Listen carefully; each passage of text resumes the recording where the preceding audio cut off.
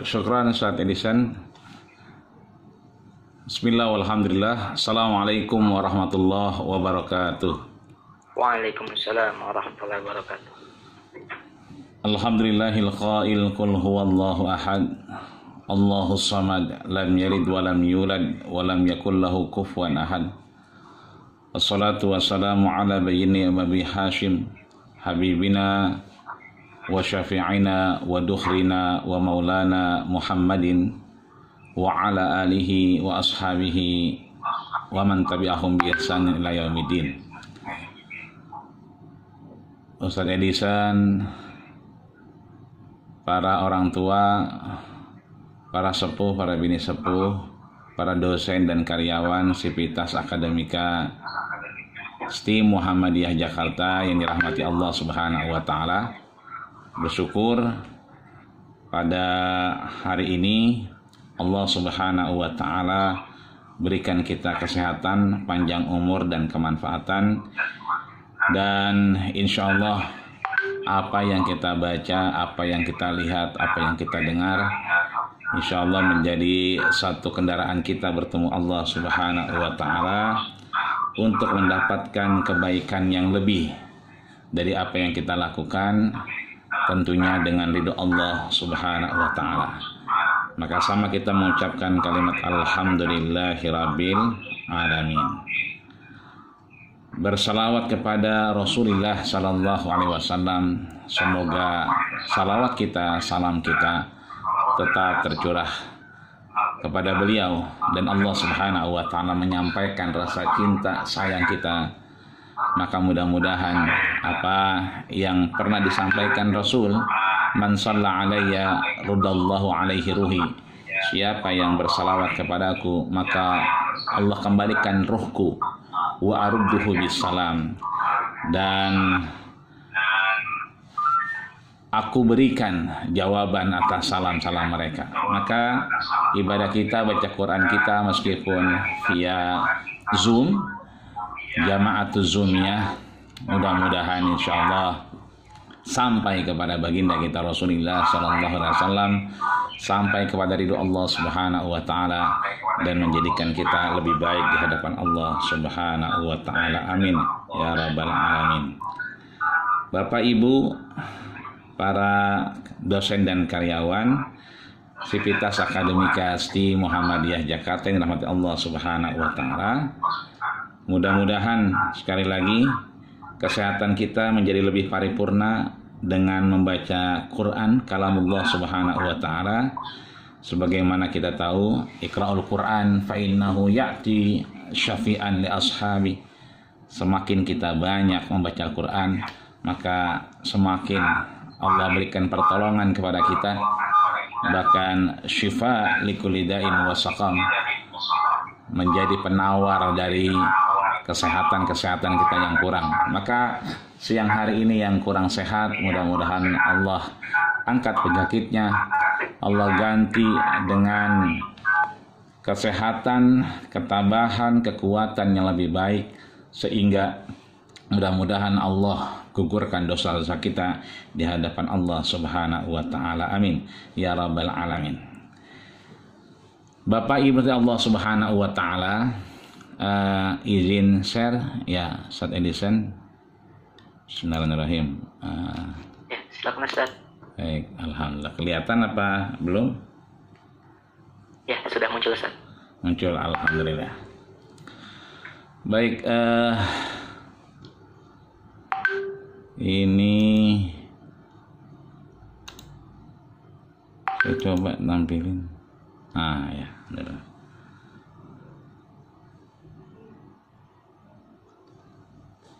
Ya, sebentar.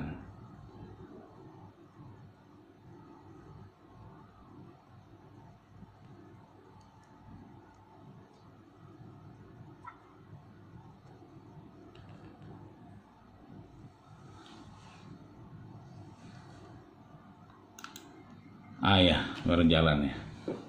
Baik, ada waro dan ada waswas. Dua kata yang mirip ya, antara waro dengan waswas, akan tetapi beda makna, beda karakter, dan beda implikasi dalam kehidupan kita. Tentunya Muhammadiyah lewat majelis tarjih dan tajdidnya, dan kita yang kemudian melakukan banyak hal dalam kehidupan kita guna mendapatkan kebaikan yang lebih, tidak menjadi taklid akan tetapi ittiba, mengikuti apa yang disampaikan Rasulullah SAW. Maka sering kali kita mengenal sunnah itu bukan sekedar dikerjakan berpahala, ditinggalkan kemudian tidak mengapa. Ini adalah lebih dari itu, adalah kita melihat bahwa apa yang dilakukan Rasul min qaulin au fi'lin au takririn, dari amal, dari perbuatan, dari ucapan, dan dari semua aktivitas kita itu berdasarkan apa yang Rasul contohkan. Maka beragama itu harus dibangun dan dilaksanakan dengan prinsip-prinsip keyakinan, bukan prinsip was-was, ya, bukan prinsip keraguan-raguan. Begitupun dalam proses beribadah, bermuamalah, kita tahu bahwa sistem ajaran Islam itu yang digaungkan oleh Muhammadiyah, kita mengenal ada yang namanya ibadah, ada yang mengenal namanya syariah, ada yang mengenal namanya akhlak, ada yang mengenal namanya muamalah duniawiyah. Nah, ini kesemuanya dilakukan oleh kita, baik terkait dengan ibadah dan muamalah, adalah merupakan bagian kita menghilangkan rasa hal yang tidak meyakinkan kita, keraguan-raguan yang kemudian menjadikan diri kita bahkan mungkin tanda tanya dalam aktivitas kita. Maka sesungguhnya diawali dengan beribadah dan bermuamalah itu tidak didasari dengan perasaan was-was, tapi kita bagaimana mengalahkan itu semua. Maka selama seseorang sudah melakukan apa yang seharusnya dilakukan, maka insya Allah mudah-mudahan dengan harapan yang penuh keberkahan dari Allah Subhanahu wa Ta'ala, apa yang kita lakukan ini bisa menjadi catatan amal ibadah, mizanil hasanat dalam kehidupan kita, baik di dunia maupun di akhirat kelak. Maka perlu kita lihat dahulu apa itu wara' dan apa itu was-was, ya. Wara', ya, ini nggak pakai k, ya. Seringkali kita warok, ya kan, tapi ini wara', ya. Ini seringkali diartikan adalah tarku ma yukhalifu dararuhu yaumal qiyamah. Ya, tarku ma yukhalifu dararuhu yaumal qiyamah. Apa maksudnya? Tarku ini meninggalkan, ya.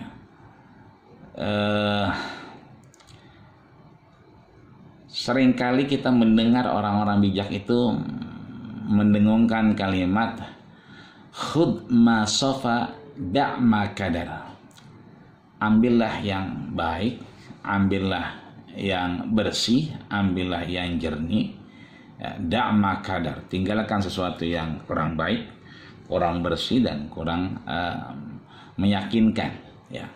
Maka wara' di sini adalah meninggalkan apa yang dikhawatirkan, mayu khalif, ya, berbeda, mengkhawatirkan, membuat galau, membuat gundah gulana, dororuhu, dan dorornya, ya, ketidakmanfaatannya, kejelekannya itu, ya kan, efeknya itu berimplikasi di hari kiamat, ya. Artinya hal itu kemudian kita bisa lakukan, ya, kita bisa tinggalkan karena mengkhawatirkan, ya, karena membuat aktivitas kita kemudian tidak sebaik apa yang kita lakukan. Maka terminologi wara' itu bisa kita lihat adalah tarku ma la ba'sa bihi hadaran mimma bihi ba'sun. Meninggalkan perkara yang boleh, ya, dia tidak halal, tidak haram, boleh dia. Tarku ma la ba'sa bihi, tidak mengapa, tidak menjadi haram, ya. Beda lagi dengan sesuatu yang haram. Kalau ini sesuatu itu tidak dinyatakan haram, akan tetapi dia mengkhawatirkan, maka meninggalkan perkara yang boleh karena khawatir akan menyebabkan perkara yang haram. Hadaron, ya, diharapkan, ya, untuk ditinggalkan. Hadar itu adalah sesuatu bentuk peringatan. Maka kita mengenal ada derajat-derajat wara, ya, tingkatan-tingkatan wara. Al-wara ila salasati maratib, ya. Wara itu diklasifikasi menjadi 3 varian, ya, 3 jenjang, ya. Yang pertama adalah wajibun, yang kedua adalah mandubun, yang ketiga adalah fadilatun. Nah, apa yang dimaksud dengan wara wajib? Apa yang dimaksud dengan wara mandub atau sunnah? Dan apa yang dimaksud dengan wara fadilah atau kita kenal dengan istilah fadilah itu keutamaan, ya. Maka 3 derajat wara ini bisa kita lihat. Yang pertama wajib, ya. Wajib bukan konteks pada hukum, ya, tapi konteks pada waronya. Waro itu dinyatakan wajib, nah gitu maksudnya. Jadi konteks hukumnya pada waro, bukan sesuatu yang lain. Wa huwal ihjam 'anil maharim wa dzalika linnasi kafatun. Dia terindikasi menjadi waro yang wajib. Kita wajib waro, ya kan? Wajib menjaga, wajib memberikan batasan dengan amal kita. Ketika wara itu ihjam 'anil maharim, ya, mengarah pada perkara-perkara yang haram. Satu. Yang kedua, ya, mandub, ya. Wara yang mandub, wara yang sunnah adalah wahwal wuqufu 'anis syubhat. Dia adalah wara yang perkara itu syubhat, ya. Syubhat ini kita tahu bahwa al-halalu bayyinun wal haramu bayyinun. Yang halal jelas, yang haram jelas, ya. Ketika kita mendapatkan sesuatu yang baik dari pekerjaan, dari aktivitas, dari kegiatan yang kemudian ada satu reward yang diberikan, maka dia satu kehalalan. Begitupun satu yang haram itu ketika tidak terindikasikan dalam aktivitas kita, maka kemudian dia menjadi sesuatu yang bukan hak kita, ya. Akan tetapi tidak halal dan tidak haram, maka kemudian itu menjadi abu-abu atau remang-remang, ya. Satu ketika kita masuk kantor, ya, di belakang saya ini backgroundnya kantor kita, ya. Ada meja, ya. Saya tidak tahu sekarang apakah masih seperti ini karena sudah lama memang tidak kesini. Nah, itu ada meja, tiba-tiba ada kopi, ya kan, ada gorengan. Itu kita masuk, wah, ada gorengan nih, ada kopi nih, rezeki anak soleh ini mah, ya kan. Kita minum tuh kopi, kita makan tuh gorengan. Mohon maaf lahir batin bahwa kopi gorengan sebetulnya halal, ya, karena dia jelas, dia kopi dan dia gorengan. Begitupun yang haram, kalau seandainya mohon maaf, ya kan, itu bukan kopi, sesuatu yang haram pun menjadi haram. Akan tetapi ini halal, namun kepemilikannya tidak teridentifikasi, tidak terlihat, maka kemudian kita merasa itu milik kita, maka itu menjadi sesuatu yang subhat. Maka derajat yang kedua, mandub adalah sesuatu yang syubhat, ya. Wara yang subhat. Yang ketiga adalah wara yang fadilah, ya. Wara yang fadilah ini adalah wara yang kita tahu wa huwal kaffu anin kasirin minal mubahat wal iksar ala aqalid darurat. Karena dia bentuknya fadilah, keutamaan, maka wara ini adalah wara yang boleh, diperbolehkan, ya. Dari segala sesuatu yang mubah dinyatakan boleh, itu boleh kita kerjakan untuk menjadikan diri kita lebih wara di hadapan Allah Subhanahu wa taala.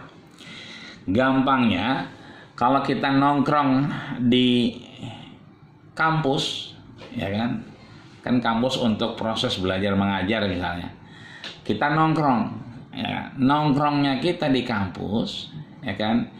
Dia tidak menjadikan kita halal dan tidak menjadikan kita haram juga. Begitupun kita nongkrong di warung kopi. Ketika kita nongkrong di warung kopi pun tidak halal, tidak haram juga tidak mengindikasikan kehalalan. Ya, karena niatnya nongkrong, bukan minum kopi. Kata tukang kopi, nongkrong doang, nggak ngopi-ngopi, gitu kan.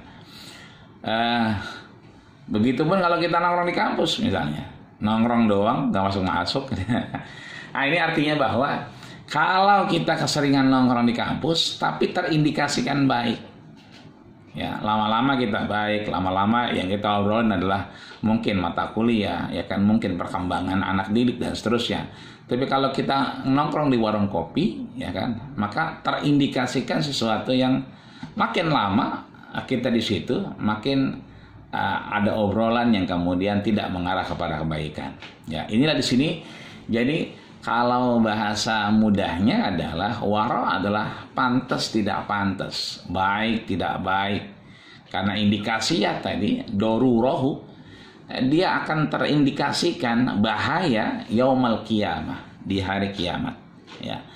Maka sering kali kita mendengar inna sam'a wal basar wal fuad kullu ulaika kana anhu mas'ula. Sesungguhnya pendengaran, sesungguhnya penglihatan, seluruhnya, ya, ulaika kana anhu mas'ula, sebetulnya adalah akan dimintai pertanggungjawaban di hadapan Allah Subhanahu wa taala. Bahkan lisan kita ini menjadi barometer apa yang ada dalam hati kita. Innal kalama la fil fuadi wa inna ma ju'ila lisanu 'alal fuadi dalila. Sesungguhnya ketika kita bicara bukan lidah kita yang bicara, akan tetapi ju'ilal lisan, ya, Allah jadikan lisan kita ini 'alal fuadi dalila, sesuatu yang akhirnya mengindikasikan apa yang ada dalam hati kita.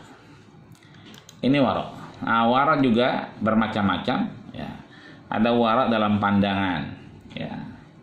Ada an-nazratul ula laka wan nazratus saniyah 'alaika. Pandangan pertama itu menjadi kebaikan, tapi pandangan kedua itu menjadi satu kemaksiatan. Ya, maka kata Elvi Sukaisi itu pandangan pertama begitu menggoda, ya, karena wara dalam pandangan ini perlu. Yang kedua wara dalam pendengaran, ya. Sering kali kita sudah sampai masjid, sudah sampai musola, ya kan, pendengaran kita mengajak kita akhirnya untuk bersosial, ya, ada apaan sih, ya kan. Padahal ketika azan berkumandang kita menyambutnya sampai akhir kita berdoa, kata Nabi, halat lahu syafaati yaumil qiyamah, orang ini berhak mendapatkan syafaatku di yaumil qiyamah. Kemudian ada wara dalam ucapan, ya, bagaimana kita berkata yang baik, ya, sidku hadisin, ya.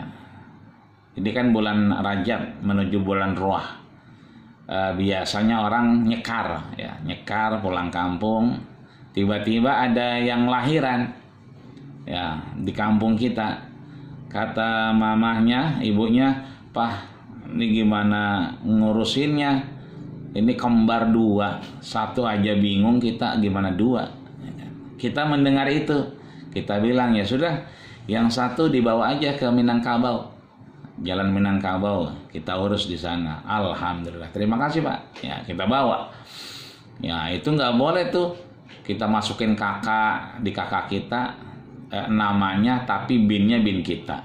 Ya, nggak boleh juga kita buatin akte kelahiran. Ya, namanya memang nama dari bapak ibunya di kampung, tapi binnya kita ganti menjadi bin kita juga nggak boleh juga.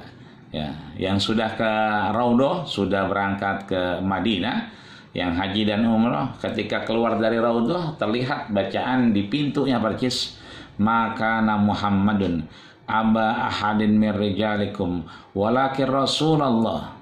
Ya. Tidaklah Muhammad itu bapakmu, ya kan? Karena ini kan ada namanya Zaid bin Haritsah. Kita tahu Zaid bin Haritsah ini dipanggil Zaid bin Muhammad, Zaid bin Muhammad, Zaid bin Muhammad, Zaid anaknya Muhammad.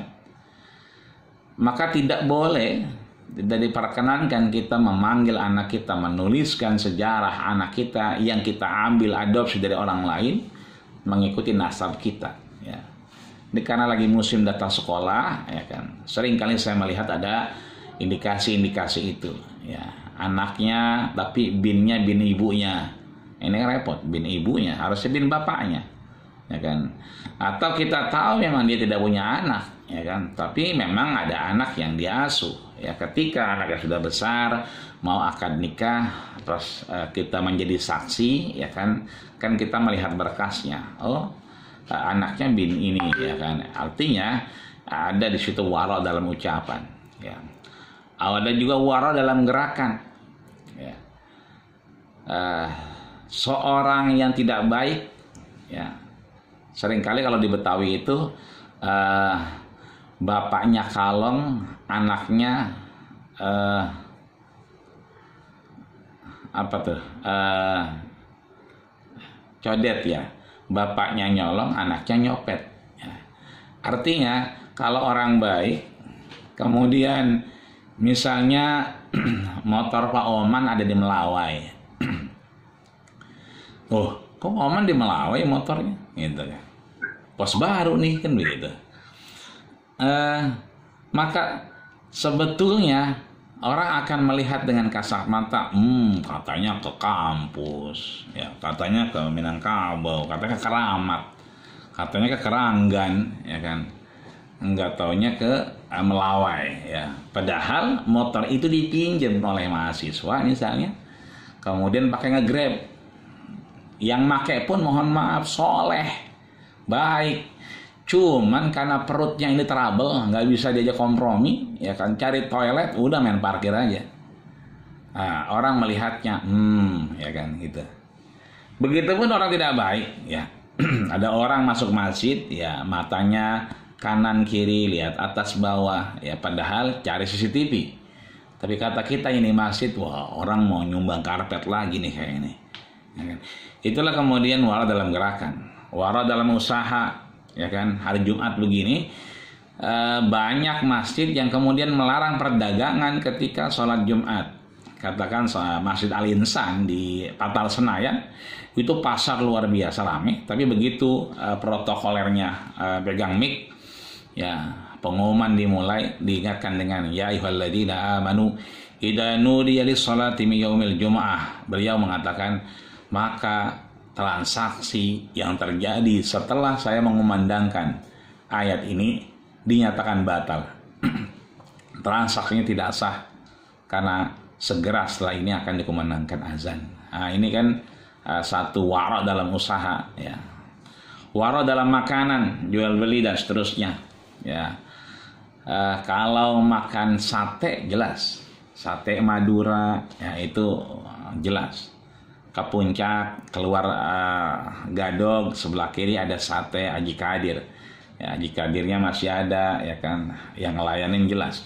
Tapi kalau dari Joglo, saya tinggal di Joglo, ke kampus ke Minangkabau, itu lewat Patal Senayan, ya, lewat Permata Hijau, ya, pinggir rel kereta, itu kalau sudah maghrib luar biasa, ya. Kanan kiri itu ada sate Taichan, ya, ada sate Scooby-Doo, ya. Yang suka tidak suka memang, ya, kita akhirnya harus mewarokkan diri kita dalam hal makanan, ya. Ada warok versi Imam Syafi'i. Kata Imam Syafi'i, zinatul ilmi al-wara wal hilmu. Hiasan ilmu itu adalah wara dan santun, ya. Tadi kita sudah bahas wara itu indikasinya pantas tidak pantas, ya, baik tidak baik, menjaga, karena implikasinya kemudian berakhir pada akhirat kelak, ya. Maka Imam Syafi'i menekankan betul, zina, perhiasan ilmu itu al-wara, wara dan al-hilm, ya, santun. Anak kita sekarang kembali PJJ, ya. Di kelas anak saya juga ada 2 orang yang kemudian terindikasi, akhirnya dipulangkan. Dan sudah 2 minggu akhirnya setelah kemarin sebulan tatap muka, akhirnya PJJ kembali jalan 2 minggu dengan ini. Ini artinya bahwa anak-anak kemudian ketika peralihan dari PJJ ke tatap muka ini luar biasa. Ya, PJJ itu mereka yang penting atasnya, ya kan? Atasnya itu yang penting ada seragamnya. Bawahnya pakaian lain. Kalau itu masih oke. Kadang-kadang mohon maaf lahir batin, ya kan? Ustadz, bagaimana anak saya mau sekolah, menuntut ilmu, ya tapi mohon maaf, mandi belum, sholat subuh belum, ya kan? Udah nongkrong aja di depan laptop, ya.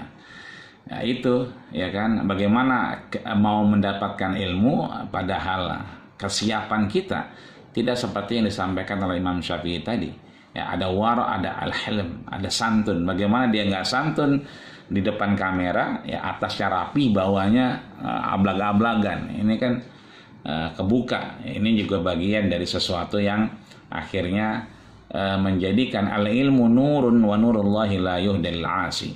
Bagaimana anak kita mau pintar, ya kan? Boleh jadi dia pintar, tapi lil asi, kosong hidayahnya. Hatinya tidak terisi. Karena apa? Karena tadi tidak ada yang namanya wara dan hilm. Ada Ibnu Hajar Al-Haythami, ya, beliau menyatakan bahwa wara itu merupakan kaidah agama, ya, yang sangat agung dan merupakan landasan dari sikap wara yang merupakan ciri orang yang bertakwa serta menjelamat dari sikap keraguan-raguan. Jadi wara itu ternyata menghilangkan rasa keraguan kita. Ini rakaat kedua, rakaat ketiga. Ini sholat asar apa sholat zuhur? Udah wudu apa belum ya? Gitu kan. Itu mulai ragu-ragu. Tadi buang angin atau enggak ya? Kayak perasaan kayak buang angin. Karena waroknya hilang, akhirnya syaknya datang, keraguan datang. Maka manfaat warok adalah meninggalkan keraguan dalam perihal muamalah dan akhlak. Itu merupakan buah dari warok. Ya. Jadi kalau kita warok itu kita terhindar dari keraguan, ya, baik dalam indikasi muamalah dan akhlak. Yang kedua, ya kan, ada yang namanya yakin. Ya. Yakin ini adalah bagian dari tidak was-was. Ya. Maka yakin itu meninggalkan keraguan dalam masalah akidah dan ibadah. Kalau tadi muamalah dan akhlak, kalau warok. Kalau was-was atau tidak yakin itu pada kondisi akidah dan ibadah. Maka kaidah tidak was-was adalah al-yaqinu la yazulu bisyak. Ya. Ada riwayat yang menyatakan suatu tulisan la yazalu. Ada kaidah yang menyatakan yazulu. Ya. Saya ngambil yang paling gampang. Kalau yuzalu ini dia menjadi majhul, ya, penghapus. Ya, maka saya pakai yang yazulu saja. Yang yazulu ini adalah yakin itu tidak dapat dihilangkan oleh keraguan. Kalau yang yazalu, yakin itu menghapus keraguan-raguan. Maka lebih mudah untuk memahami ini adalah perkara yang yakin tidak dapat dihilangkan dengan keraguan. Al-yaqinu la yazulu bisyaki. Di dalam kitab Tuhfatul Ahwaz, ya, ada namanya kitab Sunan Tirmizi, ya, Sahih Tirmizi. Itu Imam Ahwazi itu menulis syarahnya, penjelasannya. Beliau mengindikasikan bahwa maksudnya adalah, ya, yang tadi al-yaqinu la yazalu bisyak. Hendaklah setiap mukallaf, ya, mukallaf, ya, bukan mu'allaf. Ya. Ini lagi banyak sekarang mu'allaf. Kalau mu'allaf orang yang baru bersyahadat. Ya. Kemarin ada mu'allaf yang membeli jaket satu seorang ustadz ketika dilelang itu harganya 85 juta. Ya, jaket yang dipakai. Ada batu cincin yang kemudian dilelang juga untuk anak yatim, itu laku 120 juta. Ada juga mu'alaf yang menjemput seseorang yang sama-sama mu'alaf kemudian wafat untuk dikuburkan secara islami. Nah, ini beda mu'alaf dengan mukallaf ya. Kalau mukallaf adalah orang yang terkena beban hukum, kewajiban. Ya. Maka kata Rasul ya, rufi al-qalam an salasin, diangkat kita menjadi beban hukum ketika 3 hal ya. Anin naim hatta yastayqid, ya kan, tidur sampai dia bangun, ya kan. Anil majnun hatta yufiqo, orang itu gila sampai dia sadar. Makanya orang-orang gila banyak karena memang tidak terindikasikan hukum. Jadi orang gila bebas hukum. Begitupun dalam terminologi Rasul, bahwa orang-orang gila itu kemudian tidak terkena hukum ya. Maka ketika tidak was-was akan lahir keyakinan dalam akidah. Kita tahu akidah terasal dari kata aqada yang berarti simpul ya. Uqdah berarti ikatan yang kuat ya. Ada satu hal yang bisa digarisbawahi antara keyakinan dengan was-was. Maka keyakinan itu adalah i'tiqad jazim mutabiqun lil waqi la yaqbalu syak awizan. Kalau sudah yakin itu tidak menerima was-was. Jazim mutabiqun lil waqi. Dia melihat apa yang terlihat ya. Dasarnya adalah dia sudah sholat, maka kemudian dia sah sholatnya. Tidak perlu berpikir sholatnya batal atau tidak. Karena dia mutabiqun lil waqi, sesuai dengan apa yang terjadi. La yaqbalu syak, tidak ada keraguan maupun zon-zon yang lain ya, persangkaan. Dan manfaat tidak was-was adalah tinggalkan keraguan dalam akidah dan ibadah, maka itu merupakan buah dari tidak was-was. Artinya bahwa ketika tidak was-was, selamat akidah kita, selamat ibadah kita dari ketidakyakinan. Ini rakaatnya rakaat 3 apa rakaat kedua? Nah, ini sudah rakaat terakhir atau rakaat berapa? Ini salat zuhur atau salat asar? Nah, ini bisa kita lihat dari beberapa kasus ya. Ragu batal wudhu atau tidak. Nanti boleh dijawab masing-masing. Ragu sudah berwudhu atau belum? Ya. Begitu udah sholat selesai, assalamualaikum, ya sudah zikir, sudah ngopi, sudah pisang goreng habis 2. Oh, tadi udah wudhu belum ya? Gitu. Banyak ini jamaah yang tadi wudhu nggak ya? Gitu. Ragu jumlah rakaat salat 3 atau 4 tadi saya gambarkan. Ya. Ragu berapa jumlah puasa yang harus diqodho. Ya.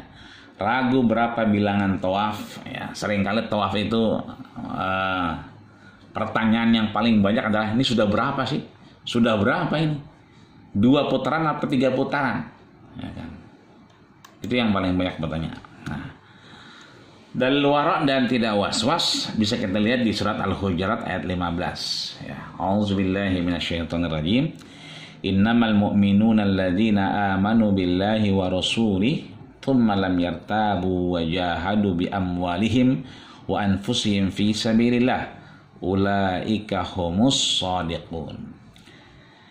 Innamal mu'minun, sesungguhnya orang-orang yang beriman itu ya, alladzina amanu billah, mereka yang percaya, yakin dengan Allah, wa rasulihi dan rasul-rasulnya, tsumma lam yartabu dan tidak ragu ya, wajahadu mereka berjuang, mereka berusaha, mereka mengeksploitasi dirinya dalam rangka libtiqai mardatillah, mencari ridha Allah Subhanahu wa taala, bi amwalihim dengan hartanya, wa anfusihim dengan dirinya, nyawanya bahkan, fi sabilillah di jalan Allah Subhanahu wa taala. Ulaika humus shadiqun, mereka lah orang-orang yang benar. Maka seringkali kita mendengar doa, terlebih ketika tarawih ya kan, minas su'adail maqbulin, kumpulkan bersama-sama orang-orang yang bahagia ya kan, wasidikin ya kan, mereka yang benar ya kan, wasuhada orang-orang yang bersyahid, wasalihin dan orang-orang yang saleh, wahasuna ulaika rafiqa dan mereka yang mendapatkan nikmat. Ini agak kurang kalau baca ya, karena tadi sedang bikin ini mati lampu ya. Nah, akhirnya saya pinjam HP anak tapi hasilnya begini. Maksudnya untuk dikirim aslinya tapi dikirim sama anak begini hasilnya. Saya bacakan saja mungkin ya. An Abi Muhammad Al-Hasan ibnu Ali ibnu Abi Thalib. Ini hadis unik karena disampaikan oleh orang yang paling tersayang, paling disayang Rasul. Rasul sangat menyayanginya.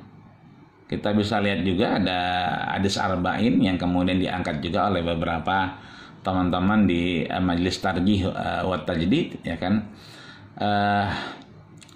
Juga tentang anak-anak kesayangan Rasul ya, dalam hal ini cucu ya. Kalau kita bilang ke anak itu cucu ya anak juga. Begitupun cucu ke kita ya kan, tetap saja baba juga ya kan. Padahal itu bukan bapaknya tapi kakeknya. Di sini disebutin sibti Rasulillah. Jadi kalau anak cucu dari nasab perempuan namanya sibtun. Tapi kalau cucu dari nasab laki-laki itu namanya hafidun. Jadi kalau kita punya anak atau punya cucu, anak kita laki-laki itu hafiz, anak kita perempuan itu sibtu, sama kayak yang disebutkan Rasul. Karena Hasan ini anaknya Fatimah. Fatimah adalah anak perempuan dari Rasulullah SAW. Sama kalau kita anak kecil itu suka manggil ami, paman, om. Ya, amun itu adalah keponakan dari nasab laki-laki. Tapi kalau nasabnya perempuan, kita perempuan, Rasul misalnya anaknya perempuan, maka bukan amun tapi khalun. Ya. Paman tapi dari jalur nasab perempuan. Disampaikan hafiztu min Rasulillah, saking seringnya aku mendengar dari Rasul sehingga aku hampir hafal. Ya, ini kata siapa? Kata Hasan. Ya. Kita tahu Hasan ini yang akhirnya menjadikan Abu Bakar itu khawatir akan wafatnya Rasul, dan Hasan juga yang akhirnya menjadikan seorang jenderal sholatnya batal ya. Umar itu membatalkan sholatnya khawatir Rasul wafat. Ternyata di atasnya ada Hasan yang sedang duduk di atas punggung Rasul. Beliau sampaikan karena seringnya Rasul menyatakan ini, da' ma yuribuka ila ma la yaribuk ya. Da' ma yaribuka ila ma la yaribuk. Tinggalkan yang ragu-ragu, yang was-was. Tinggalkan itu ya, kepada yang tidak ragu-ragu, tidak yang was-was. Karena menurut Imam Nawawi di sini itu ada di poin pertama, saya ikut sertakan bahwa meninggalkan syubhat ya, meninggalkan sesuatu yang ragu dan mengambil yang halal saja akan melahirkan sikap waro. Nah, jadi kalau kita terbiasa untuk memilah dan memilih, ya kan, kita ambil yang baik saja, tinggal yang kurang baik, ya kita ambil saja yang baik, yang memang itu kita yakini, kita tinggalkan yang syubhat, ya. Misalnya ibu-ibu nanti ngeberesin celana bapaknya, tiba-tiba ada uang 500.000 ya, di celana Pak Hidayat ada duit 500.000 ya kan. Kata istrinya, wah lumayan nih rezeki anak soleh nih ya kan. Ternyata Pak Hidayat juga nggak bilang, nggak nanya juga, wah sehari 2 hari, seminggu 2 minggu ya kan, lupa ya kan. Ternyata lama, sudah 1 bulan baru ingat ya. Ternyata habis pengajian hari Jumat di Isti Muhammadiyah Jakarta, itu ada orang nitipin untuk anak yatim 500.000, tapi lupa, ya kan. Nah ini artinya bahwa bisa jadi itu karena di celana suami, maka dia menjadi tidak haram juga, ya kan, tidak halal juga. Makanya ibu-ibu tuh pertanyaannya biasanya, Ustadz boleh nggak kita ngambil uang dari dompet suami? Saya bilang boleh, gitu kan. Dari mana hadis dasarnya? Rasul yang bilang. Jadi kalau punya suami yang pelit, suami yang medit, suami yang buntut gasiran, suami yang kalau ngopi ya kopinya nggak dibuang, dijemur lagi buat ngopi besok, ya kan? Itu suami yang begitu itu halal duitnya diambil di dompet. Ya, kata Nabi, khudhi mimma yakfiki, ambillah dari dompet suamimu, ambil aja. Tapi ngambilnya fima yakfiki, ngambilnya seperlunya. Begitu ditarik ada 5 juta, lumayan ya kan, padahal butuhnya 500. Nah, ini taruhnya di peci Pak Ustaz. di peci. Oh, di peci. Iya. Ya, ini juga bagian. Ada orang yang bertanya-tanya tentang penciptaan Allah, ya kan? Disampaikan oleh Bukhari dan Muslim, faman wajada, siapa yang mampu menemukan Allah, itulah Allah. Ya. Maka Allah itu adalah man arafa nafsahu faqad arafa rabbah. Nah, bagaimana kita mengenal diri kita, maka kita mengenal Allah Subhanahu wa taala. Seorang kemudian wajada ahadukum fi batni syai'an, perutnya nggak enak, ya, merasa mules segala macam. Kemudian akhraja minhu syai'un, ya, ini keluar nggak nih, batal nggak nih? Maka Rasul sampaikan melalui Imam Muslim, fala yakhrujanna minal masjid hatta yasma'a sautan au jadi darihan. Kalau emang cuma berasa doang, jangan pernah batal. Indikasi batal cuma 2. 1, terdengar suaranya, tweet, ya. Itu yang racing tuh racing. Ada yang suaranya nggak ada, cuman baunya 17 setan. Nggak ada suaranya, cuman baunya 17 setan. Nah, itu berarti yang kedua rihan. Ini yang nggak ada suaranya tapi baunya 17 setan. Artinya indikasi batal itu kalau terdengar sesuatu atau tercium bau. Nah, kalau nggak dua-duanya maka dihukumi tidak batal.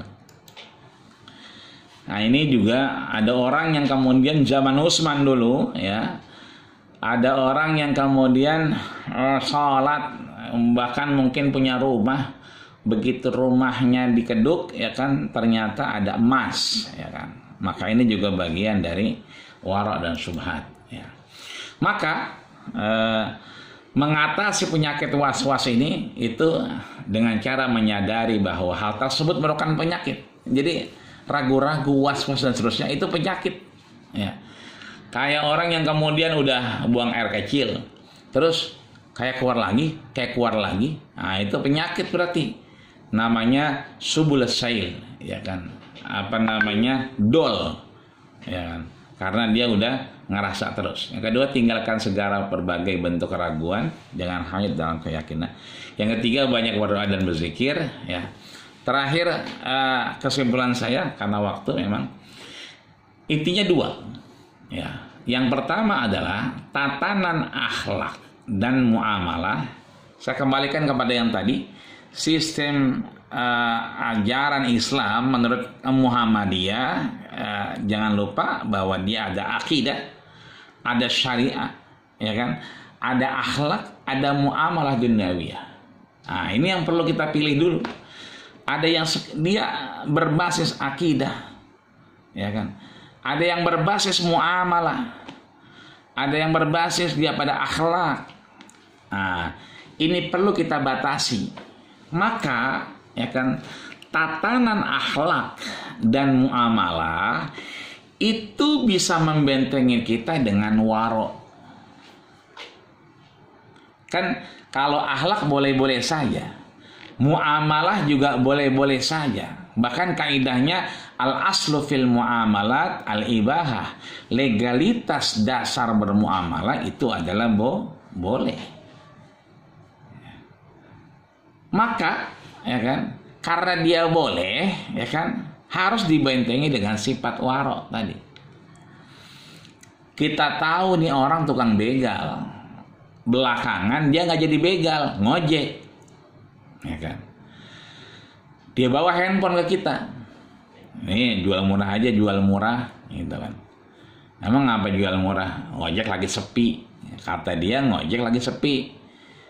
Ternyata memang, ya emang dasarnya dia begal, ya kan, nyopet segala macam. Ternyata itu bukan buat ngojek yang sepi.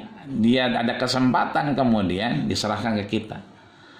Ini juga bagian bahwa sekali lagi waro itu menjembatani kita untuk melakukan aktivitas yang indikasinya itu adalah tatanan akhlak dan muamalah. Beda lagi dengan yang kedua. Kalau yang kedua, ya akidah dan ibadah itu nggak boleh lagi yang namanya syak, ya, yang mana ragu-ragu.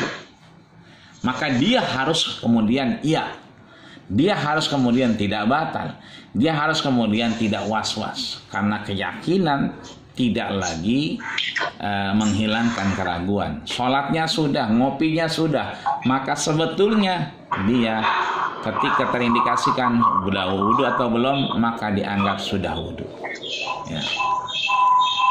Itu yang mungkin yang dapat saya sampaikan. Jazakumullah khairan ahsanal jaza. Innallaha la yudhi'u ajra man ahsanu amala. Mohon maaf atas segala kekurangan, karena waktunya memang dibatasi. Nanti tentunya banyak teman-teman yang lebih paham. Dari saya cukup sekian. Lillahi fi sabilil haq fastabiqul khairat. Saya kembalikan kepada Ustaz Edison. Assalamualaikum warahmatullahi wabarakatuh. Waalaikumsalam warahmatullahi wabarakatuh.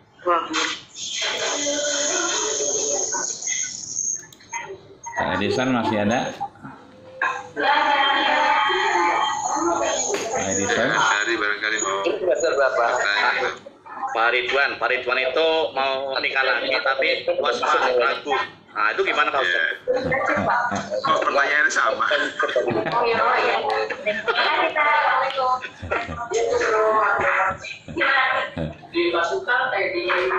Ragu karena belum ngelihat orangnya kali ya, Pak Jai. Nah, makanya istilah ta'aruf itu kan istilah yang diusung Rasul. Jadi kan ada tuh pacaran no, ya kan, ta'aruf yes, ya kan.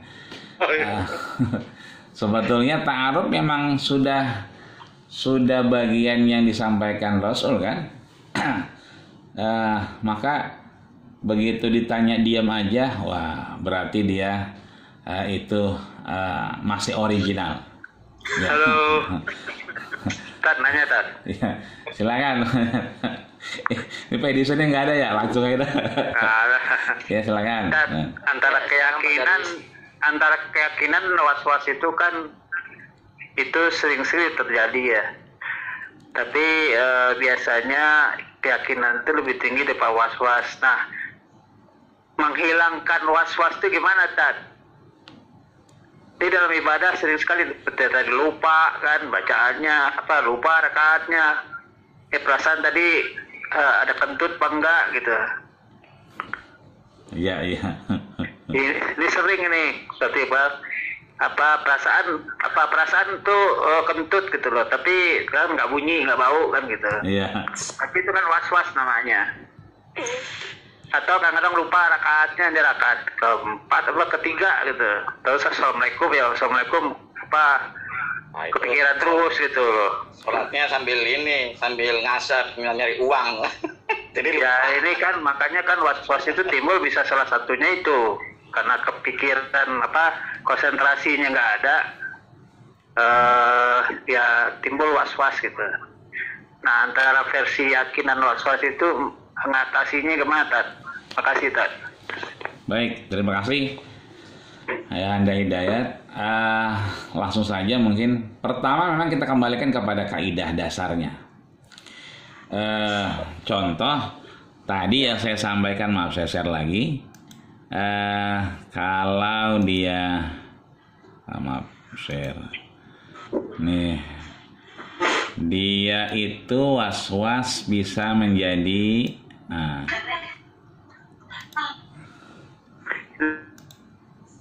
dia ini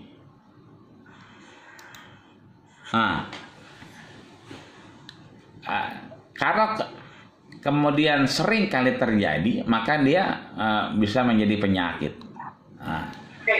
Maka biar tidak menjadi penyakit, kita kembalikan kepada kaidah dasarnya. Contoh, seringkali kita kalau udah komat, ya kan, itu masih angkat telepon, ya kan, masih sempat negor-negor teman kita sebelah, ya, padahal udah komat, bahkan udah masbuk, masih kita kemudian ngobrol, ya kan. Padahal kaidah yang benar itu adalah intizarus shalah ba'da shalah. Jadi kalau kita mau sholat itu intizarus shalah ba'da shalah. Menunggu sholat setelah sholat. Artinya kita mau sholat itu sebelum sholat yang kita tuju itu menunggunya dengan sholat. Maka ada yang namanya qobliyah. Kan begitu. Ada hadis Ummu Habibah yang menyatakan arba'a raka'atin qabla zuhri. Siapa yang sholat 4 rakaat sebelum zuhur, tentunya sholat sunnah ini masna, dua ya, 2 salam 2 salam. Ada tuh pas orang qobliyah zuhur itu sholat qobliyah, salam dia bangun lagi, sholat lagi. Itu Ummu Habibah istri Rasul itu berkalam berjanji kepada Rasul, lan atrukaha hatta mamati. Aku sholat 4 rakaat ini aku nggak bakal tinggal sampai aku wafat. Kenapa demikian? Karena Rasul yang bilang, ya Ummu Habibah, man shalla isna asyara raka'atan, wahai istriku Habibah, kalau kau sholat 12 rakaat, ya kan, pagi, siang dan malamnya, bunyallahu baitan fil jannah, dibangunkan rumah di surganya Allah Subhanahu wa taala. Jadi memang kaidah dasarnya kalau kita mau sholat itu ada sholat yang menunggu kita, persiapan kita. Makanya kata Nabi di hadis yang lain, idza dakhala ahadukumal masjid, kalau sudah masuk masjid, fala yajlisanna, jangan sekali-kali duduk illa yusalli raka'ataini, kecuali seseorang sholat 2 rakaat. Nah, ketika seseorang main pasir, Rasul ingat, ya kan, falalago, jangan lalai. Itu pasir kamu itu membuat lalai, sehingga fala jum'atalahu, kamu nggak dapat sholat Jumat. Nah, kita ini setelah ada HP tahun 99, ya kan, meskipun dulu 99 itu kayak batu bata gedenya, kalau sekarang makin kecil,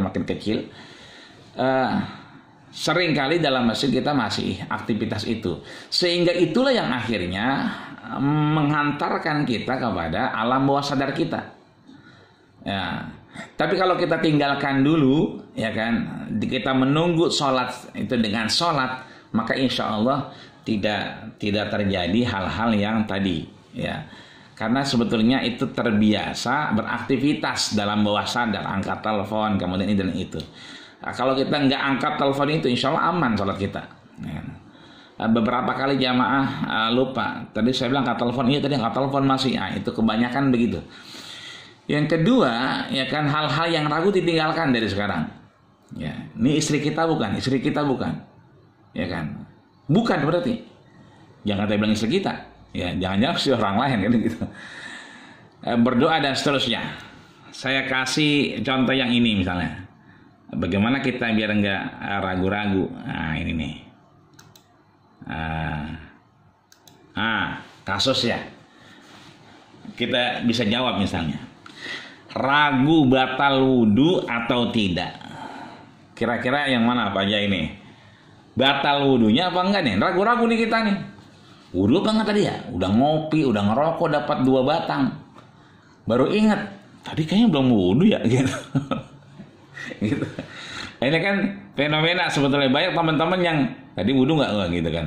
Jadi dia sendiri nanya, tadi saya wudu nggak ya gitu kan. Karena langsung salat, ya kan. Karena salatnya sudah dan terbiasa wudu, ya kan, maka ragu-ragu wudu atau tidak, ya, yang kita ambil adalah tidak batal salatnya. Kan pertanyaan itu biasanya setelah salat. Udah sholat nih, baru ada pertanyaan itu. Nah, wudhu itu sebagai syarat dasar untuk kita bisa sholat. Bagaimana kita mau sholat kalau kita nggak wudhu? Ya, maka kita harus meyakinkan diri kita dengan tidak ragu-ragu bahwa sholat kita yakin. Besok-besok kita harus yakin sudah wudhu, maksudnya begitu. Maka sholat kita tetap sah. Ya, sholat kita tetap boleh. Ya, di majelis tadi tetap boleh, asalkan kita menumbuhkan kesadaran tadi, waro dan was-was tadi. Waro kita menjaga kita, was-was dihilangkan sehingga ke depan, ya kan, sholat kita betul-betul sudah berwudu. Yang kedua misalnya ragu sudah berwudu atau belum, ya. Maka ya kan, kalau belum beraktivitas sholat, belum ada sholat kan nih, ya masih lama, ya kan, masih nunggu, ya kan. Maka kalau kita ragu sudah berwudu atau belum, maka kita belum berwudu. Kenapa? Belum ada aktivitasnya. Ya, kita berwudu untuk kemudian sholat. Maka ketika kita ragu-ragu ini sudah wudu atau belum, sambil kita nunggu imam atau nunggu qomat, maka dipastikan kita belum berwudu, maka wudu lagi. Karena wudu itu menjadi syarat sah untuk sholat. Nah, beda lagi sama tadi. Kalau tadi emang udah selesai nih, udah selesai sholatnya, kopinya udah habis 2 gelas, ya kan, rokoknya udah habis 2 bungkus, ya kan, maka sah. Nah, tapi yang kedua ini tidak wudu, ya, artinya belum berwudu, maka dia harus wudu lagi meskipun dia sudah wudu. Tapi karena ada keraguan-raguan dan sebelum aktivitas itu datang, maka dia harus berwudu. Yang ketiga, ragu jumlah rakaat salat. Ya, ragu jumlah rakaat salat. Ini 3 rakaat. Maghrib nanti kita salat nih, atau asar nanti. Ini rakaat kedua, rakaat ketiga. Nah, 3 atau 4 ya. Nah, kadang-kadang kita 4 kali, akhirnya salam. Harusnya kalau ragu rakaat yang keberapa, maka kita ambil rakaat yang paling sedikit. Ini 3 atau 4, maka kita jangan ambil 4-nya, ambil 3-nya. Ini 2 atau 3, ya kan, maka kita ambil 2-nya, bukan 3-nya. Jadi caranya adalah biar tidak ragu, ambil yang paling sedikit. Yang selanjutnya adalah ragu berapa jumlah puasa yang harus dikodok, ya. Maka ambil juga, karena ini puasa banyak rentenannya, ya. Kita misalnya soal biasanya yang banyak itu puasa sunnah di 6 hari setelah Syawal, ya, karena dia banyak, ya kan. Ini hari ketiga, hari keempat, hari kelima atau hari keenam, ya kan. Maka kita mengambilnya yang paling banyak. Kenapa? Karena dia banyak, ya. Yang terakhir ragu berapa bilangan tawaf, ya kan, maka ambil juga seperti salat, dia ambil yang paling sedikit, ya. Nah, inilah bagian-bagian yang sebetulnya kalau kita kembalikan, ya, maka keyakinan itu menjadi dasar kuat, ya, maka ketika tidak yakin menjadi was-was. Nah, was-was ini akhirnya kalau kita terus-keterusan, dia akan menjadi satu hal yang akhirnya bisa kita berikan satu keyakinan dalam diri kita. Akan tetapi agama kemudian membentengi itu, memberikan solusi untuk kemudian kita tidak juga terjebak pada keraguan-raguan. Kira-kira begitu, Pak Dayat ya. Saya tutup lagi. Artinya semuanya memberikan ke ilmu dong kalau itu teteh. Ya begitu, betul. Tapi memang hal-hal yang parsial, ya, hal-hal yang tadi sholat, yakin tidak dan seterusnya, itu bisa kita pelajari dari kasus per kasus, ya. Maka fikih itu biasanya itu bicara kasus dulu baru bicara hukum, ya. Seringkali kita memaknai sunnah itu, itu mah sunnah, ya kan. Maka sunnah itulah akhirnya kita memaknai, ya dikerjakan berpahala, ditinggalkan itu tidak mengapa, kan begitu. Padahal itu bukan sunnah, ya, itu kasus hukum sunnah. Jadi hukum sunnah, kenapa dia jadi wajib? Ya karena ada perintah, kan begitu. Kenapa jadi sunnah? Ya karena memang tidak diwajibkan untuk seluruhnya. Jadi ada kasusnya. Tapi kalau sunnah yang kemudian kita pahami, ya dia tadi perkataan, perbuatan, sikap Rasul yang kemudian itu yang kita jadikan ittiba. Ya, dalam terminologi majelis tarjih dan tajdid adalah mengikuti apa yang disampaikan Rasul, bukan ikut-ikutan dengan orang yang menyampaikan itu dari Rasul. Kan beda taklid dengan ittiba. Kira-kira demikian. Benar. Syukron. Kasih Tat. Sama-sama. Yang penting sehat nanti. Ya. Assalamualaikum Dad. Waalaikumsalam wabarakatuh. Ya, masya Allah ya Pak Tani. Iya Dad. Sama gini Dad. Saya mengamati bahwa perkembangan teknologi dengan akhlak ini kayaknya ada gap nih. Ya. Teknologinya cukup pesat majunya, tapi akhlaknya ini boleh dikatakan stuck ya, atau boleh dikatakan mundur. Karena kita ketahui juga ya, kalau kita ngajar itu ya, ini contoh ya, orangnya ada nih, namanya ya di Zoom. Pas kita absen itu nggak ada orangnya, nggak tahu kemana gitu ya. Nah, habis itu kan kita udah selesai sesinya. Nanti dia WA lagi, Pak, mohon maaf Pak, gini-gini. Itu berkali-kali, itu yang paling mudah ya. Yang kedua juga kita lihat juga kan, anak-anak itu kadang-kadang komentarnya dalam apa tuh, inilah forum WA itu ya, kadang-kadang bahasanya ya, menurut saya perlu di inilah ya ditata ulang gitu ya. Nah, saya melihatnya secara umum ya, apakah dengan apa ya pengajaran kita selama ini nih, apakah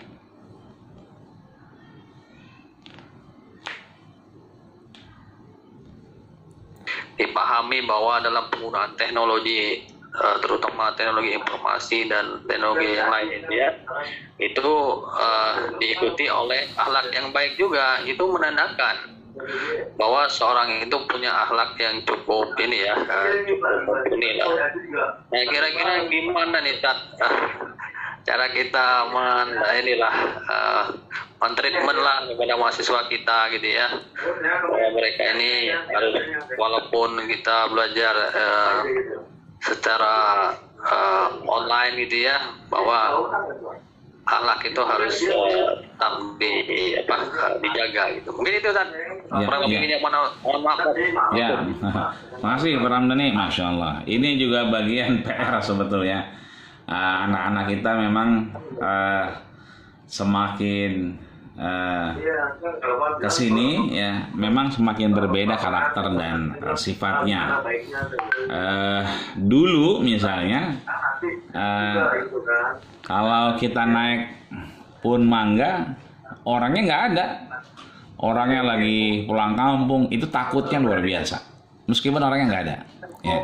Kalau anak sekarang dia naik Pun Mangga, yang punya ngeliatin ya kan, dia nanya ya kan, kenapa Pak Haji ya kan? Lo kok nanya kenapa gitu. Itu Pun Mangga saya kan begitu. Emang kenapa Pak Haji gitu. Itu mau ngapain naik Pun Mangga? Mau ngambil mangga Pak Haji gitu kan. Lah, itu kan mangga kita. Kata dia apa? Punya Allah. Kata dia tuh mangga punya Allah gitu. Jadi anak sekarang ini memang luar biasa. Maka saya rasa warok tadi juga perlu juga ya. Memang kalau seringkali kita dengar murid ini lebih pintar daripada gurunya ya kan. Ini kan anak-anak lebih pintar ngeles ya kan. Padahal ketika panggil 3 kali ya kan, nggak ada jawaban ya kan. Ya, itu artinya memang tidak ada kan begitu. Maka ini satu PR penting sebetulnya, bagaimana kita menyandingkan antara waro ini ya. Waro kan tadi kita bahas juga antara pantas dengan tidak pantas, baik dengan tidak baik. Dia tidak masuk pada kategori halal haram, tidak. Karena yang halal sudah jelas, yang haram sudah jelas ya kan. Dan dia juga mengingatkan kita untuk meninggalkan yang tadi syubhat, sesuatu yang ragu-ragu. Maka sebetulnya ya kan, berkembangnya teknologi ini juga mudah-mudahan juga diiringi dengan perkembangan kedewasaan dalam berakidah dan berakhlak. Maka tadi tatanannya dalam waro itu adalah bermuamalah dan berakhlak. Karena dalam muamalah dan berakhlak ini memang dasarnya boleh-boleh saja. Artinya mohon maaf, dia kan bisa untuk ngechat di Zoom itu kan ada chatnya, kemohon kamar mandi atau kemana, kan bisa dia. Tapi memang lagi-lagi anak-anak kita ini ya tadi hilang kontrol dari akhlaknya. Maka mudah-mudahan saat ada kesempatan baik ya, kita bisa lebih bicara banyak ke teman-teman, ya, tidak hanya pada materi tapi pada integrasi ke akhlaknya. Contoh misalnya sebelum kita mulai perkuliahan atau sebelumnya kan selalu kita awali dengan basmalah, ya kan, berdoa, dan diakhiri dengan doa kafaratul majelis misalnya. Atau mungkin kita minta, ya kan, ada yang tutup dengan kultum di awalnya atau di akhirnya, dengan tanda kutip adalah bagian dari kesimpulan materi yang sudah disampaikan. Ini juga satu PR penting, satu PR besar, termasuk saya juga mengalami, ya. Mudah-mudahan tidak menjadi bagian pada seluruh anak didik kita. Biasanya yang begini nih udah hafal kita, orangnya itu aja biasanya. Adapun yang lain itu suka tanya, kamu ikutan dia, ya kan? Artinya dia mengikuti, ya, yang pintar tadi temannya. Tapi untuk yang begitu mudah-mudahan tidak banyak. Mudah-mudahan juga Allah berikan kita kekuatan dan cara untuk bagaimana teman-teman anak kita ini semakin mantap, semakin kuat, dan semakin bisa waro menempatkan baik pantas tidak pantasnya dalam proses belajar dan mengajar. Kira-kira demikian, Pak Ramdhani. Alhamdulillah. Sama-sama, alhamdulillah. Mohon maaf belum nyampe ke kampus baru. Ya, Tan. Insyaallah. Siap.